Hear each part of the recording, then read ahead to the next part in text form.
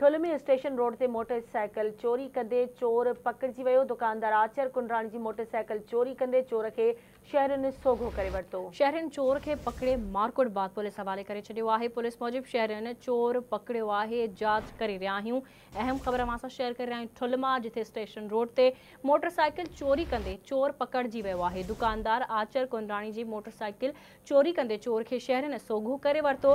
शहरनि चोर खे पकड़े मारकुट बाद पुलिस हवाले करे छॾियो। पुलिस मूजिब शहरनि चोर पकड़ियो आहे, जांच करे रहिया आहियूं।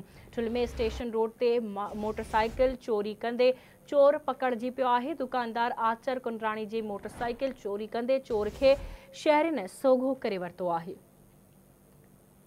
ब्रेकिंग न्यूज़ अवां सां शेयर कयूं पिया। ठुल में स्टेशन रोड ते मोटरसाइकिल चोरी कंदे चोर पकड़जी वियो। दुकानदार आचर कुंडराणी जी मोटरसाइकिल चोरी कंदे चोर खे शहरनि सोघो करे वरितो। शहरनि चोर खे पकड़े मारकुट बाद पुलिस हवाले करे छॾियो आहे। पुलिस मूजिब शहरनि चोर खे पकड़ियो आहे, जांच करे रहिया आहियूं। तफ़सील मालूम कंदासीं। असां सां लाइन ते मौजूद आहे आवाज़ न्यूज़ रिपोर्टर निसार अहमद कुंडराणी। जी निसार, छा तफ़सील आहिनि, आगाह कजो। जी निसार, वधीक छा तफ़सील आहिनि, इन हवाले सां आगाह कजो।